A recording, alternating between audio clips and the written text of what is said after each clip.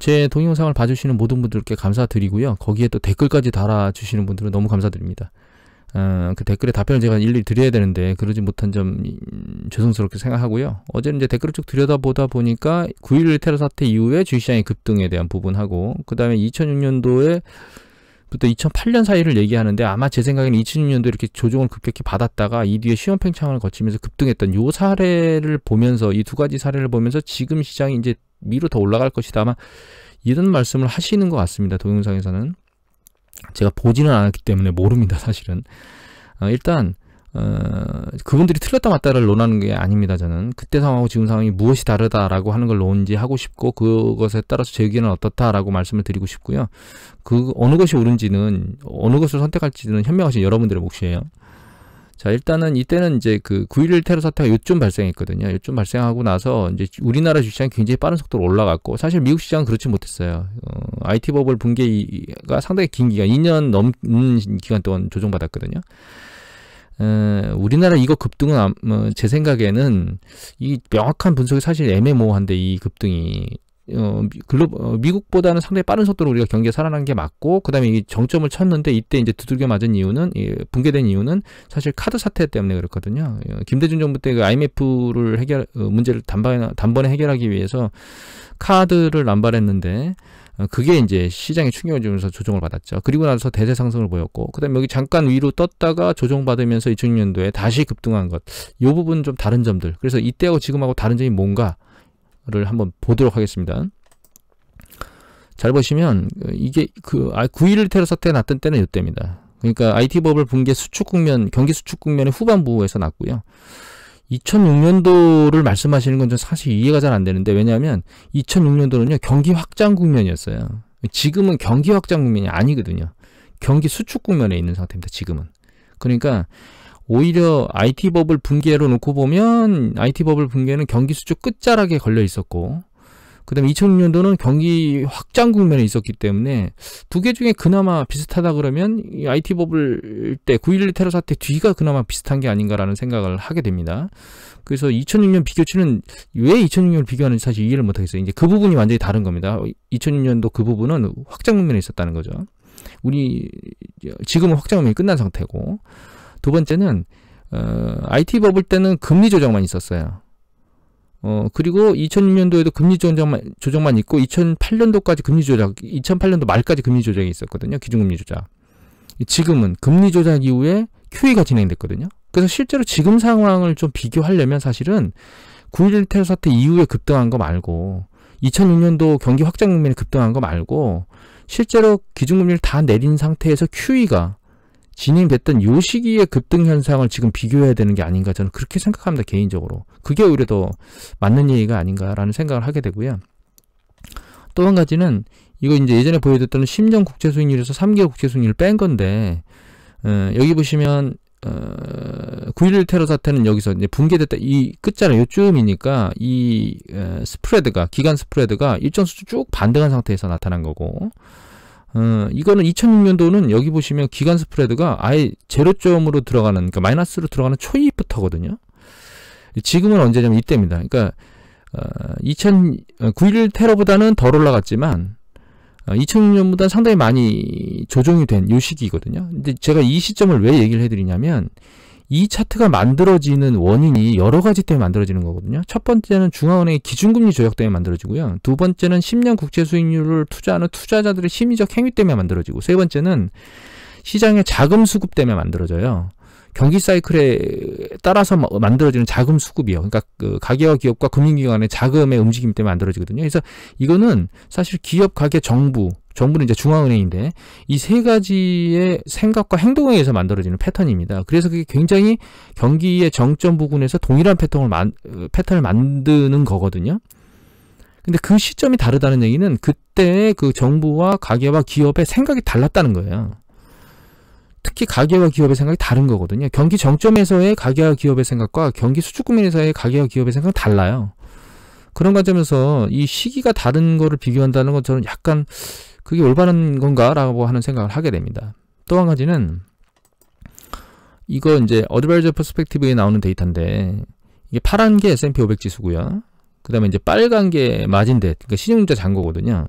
9.11 테러 사태는 이때 발생했어요. 그러니까 주식시장이 일정수 많이 조정받았고, 물론 그 뒤로도 계속 조정받았습니다. 신용융자 잔고가 상당히 많이 빠진 상태입니다, 실제로. 그 다음에 2006년도는 경기가 확장 국면에 있었으니까 당연히 신용융자 잔고가 적은 시점에서 많은 시점으로 달려가고 있는 상황이었거든요.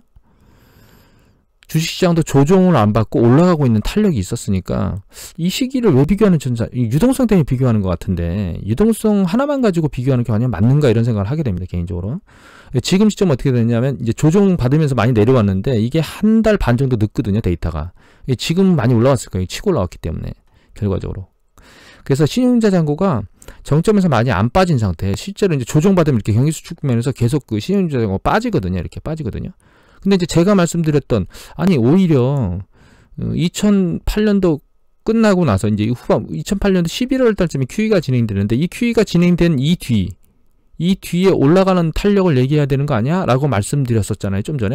근데 그때는 어떻게 된 거냐면 주식시장이 많이 빠진 상태에서 신용융자 잔고가 많이 빠졌죠. 그러니까 이게 거품이 빠지고 가격이 조정된 뒤에 탄력을 받고 올라갔다는 거예요, 사실은.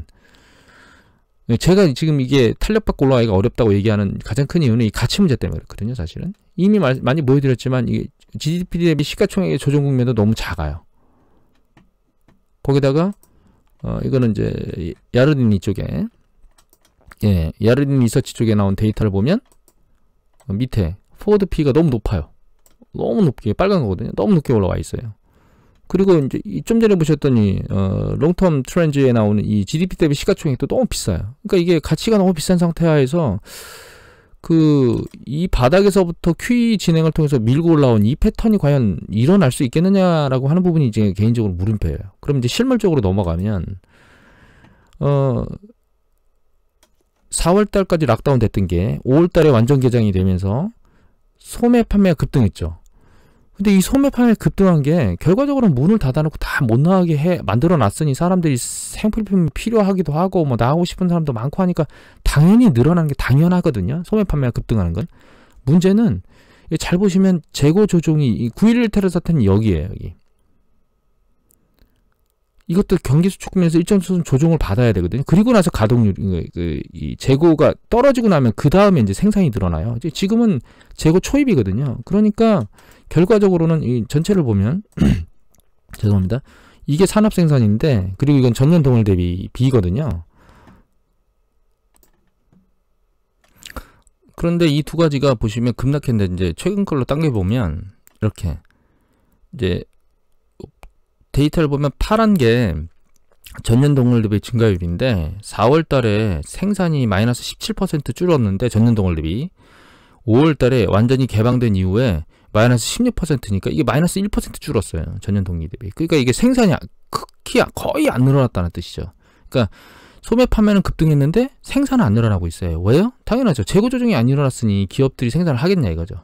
그러니까 경제 시스템이 지금 재난지원금이라든가 일시적인 어떤 자금 지원을 통해서 락다운 됐던 게 풀리면서 5월달에 자금을 확 써서 소매 판매 확 늘어나는 게 맞다 이거예요. 근데 문제는 뭐냐? 기업들은 그것에 대해서 반응하지 않고 있다는 뜻입니다, 사실은. 이게 생산이 안 늘어난다는 거.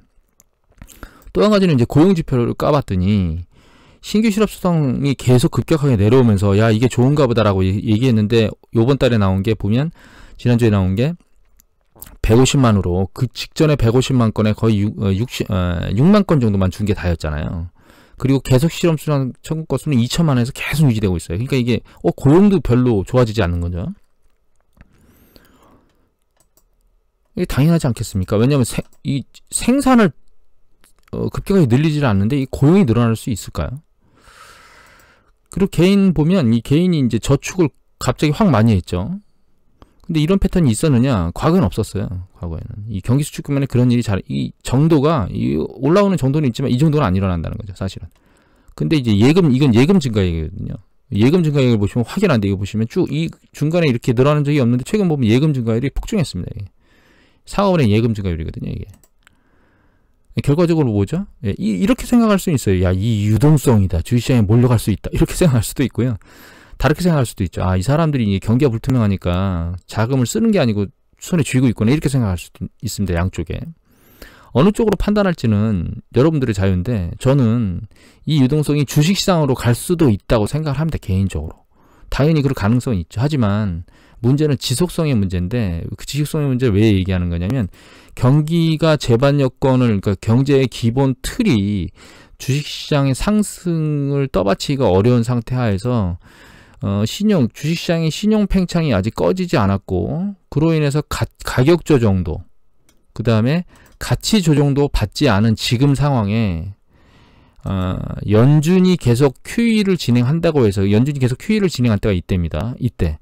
그러니까 이때 차이는 뭐냐면 가격 조정과 신용 팽창 조정이 다 끝나고 그 경제와 관련된 조정이 다 끝나서 새로 기업의 투자나 이런 것들 그 다음에 고용에 대한 부분들이 호전되고 주식 투자자들도 싼 가치에 있는 주식을 계속 매집하면서 그러니까 경제도 받쳐주고 가격도 싸기 때문에 이걸 계속 타고 올라오는 게 가능했던 거거든요. 지금은 뭐냐면 유동성은 많아요. 유동성은 많은데 문제는 경제가 재반 경제가 안 받쳐주고 있다는 거예요. 첫 번째. 두 번째, 가치가 너무 비싸요. 그런데 그걸 유동성이라고 하는 전제 조건 하나만 가지고 이 패턴대로 밀고 올라올 것이다.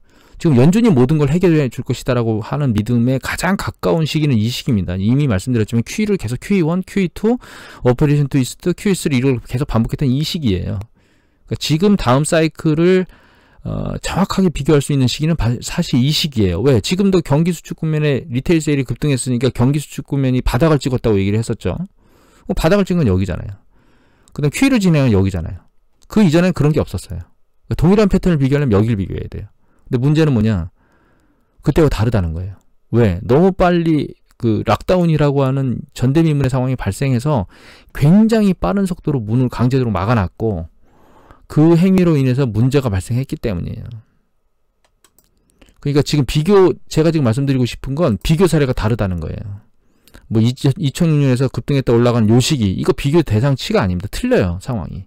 IT 버블 때 요때는 그나마 낫긴 한데 이때는 QE가 진행되지 않은 상황이었다는 게 다른 거고 그러니까 정확하게 비교하려면 QE가 진행된 요 시기부터 그 다음 추세 상승했던 이 시기가 지금 상황하고 가장 밀접한데 이 시기와 다른 점은 가치 조정이 덜 됐고 신용 팽창이 아직 꺼지지 않은 상태이며 실물 경제가 사실 떠받쳐주지 않고 있다. 그때하고 다르게. 그래서 사람들의 움직임이 좀 예전하고 다른 것 같다라고 하는 게 종합적인 겁니다. 근데 누차 말씀드리지만 여기에 플러스 알파가 항상 있어요. 플러스 알파. 그 플러스 알파가 뭐죠? 제가 지겹게 말씀드렸는데 여러분들 이제 아시겠죠? 예. 이겁니다. 이 코로나. 그러니까 CDC에서 지금 코로나 미국의 그 진단자 확진자 수가 나왔는데 이제 32,000대가 나왔어요. 연이틀. 이게 한참 창궐할 때 숫자거든요. 지금. 이 상황에서 유동성 하나만 가지고 주식시장을 윗방향으로 계속 얘기를 해야 될 것이냐라고 하는 논점은 전 개인적으로는 이미 예전에 한번 말씀드렸지만 잘못하면 막차 진짜 제대로 한번 타는 거 아닌가라는 생각을 해서 향후는 어떻게 될지 모르겠지만 지금 시점에서는 사실 윗방향 베팅에 대한 부분은 상당히 조심하셔야 될 것 같고 아랫방향으로 얼마나 떨어질지에 대해서는 지금 판단 예측이 쉽지는 않습니다. 상황에 따라서 뭐 연준이 어떤 행위를 할지 또 지켜봐야 될 것 같고 그다음에 시장 투자 심리가 어떻게 바뀌어서 움직일지는 또 지켜봐야 될 거기 때문에 그건 모르겠지만 그건 이제 지켜봐야 되겠지만 결과적으로 지금 시점에 윗방향을 계속 타진하면서 가능성을 타진하면서 뭔가 투자 포트폴리오를 운영하는 건 좀 위험성이 상당히 높은 게 아닌가 이렇게 생각합니다. 오늘은 이것으로 마치도록 하겠습니다. 감사합니다.